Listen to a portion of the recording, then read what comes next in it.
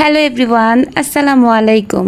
Welcome back to my channel. আজকে আমি আপনাদের দেখাবো কিভাবে খুব সহজে পাকা আমের জুস তৈরি করা যায় সেই রেসিপি। কিন্তু তার আগে আপনাদের কাছে আমার একটা রিকোয়েস্ট, আপনারা যারা আমার চ্যানেলটি এখনো সাবস্ক্রাইব করেননি প্লিজ সাবস্ক্রাইব করুন। চলুন তাহলে ভিডিওটি শুরু করি। প্রথমে পাকা আমের শরবত তৈরির জন্য এখানে আমি 3টি পাকা আম নিয়েছি। আমি এখানে 3টি রূপালি আম নিয়েছি। আপনারা চাইলে যে কোনো ধরনের পাকা আম নিতে পারেন। এবার আম 3টা ভালো করে ধুয়ে খোসা ছাড়িয়ে নিচ্ছি। খোসা ছাড়িয়ে এগুলো ছোট ছোট পিচ করে কেটে নিয়েছি। এবার পিচ করা আমগুলো নিয়ে জুস বানাতে যাব। তার জন্য এখানে আমি একটা ব্লেন্ডারের জার নিয়ে নিয়েছি। জারের ভেতরে আমগুলো দিয়ে দিচ্ছি। এর সাথে 2 চামচ চিনি, সামান্য একটু পানি আর সামান্য কিছু লবণ অ্যাড করলাম। চিনির পরিমাণটা আপনারা ঠিক যেমন মিষ্টি খাইতে পছন্দ করেন ঠিক সেই অনুযায়ী অ্যাড করতে পারেন। সবকিছু অ্যাড করে এইবার আমি এগুলো ব্লেন্ড করে নিচ্ছি। দেখুন আমি আপনাদেরকে এর ঘনত্বটা দেখাচ্ছি।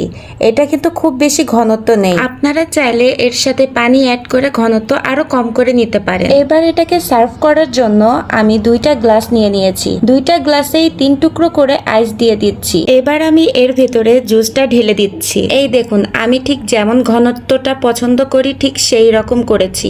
আপনারা আরেকটু পাতলা করতে চাইলে এর ভেতরে পানি অ্যাড করে নিতে পারেন এবং চিনিটাও অ্যাডজাস্ট করে নিতে পারেন। এটা একেবারে আপনাদের পছন্দ অনুযায়ী। আশা করি আমার রেসিপিটা আপনাদের কাছে ভালো লেগেছে।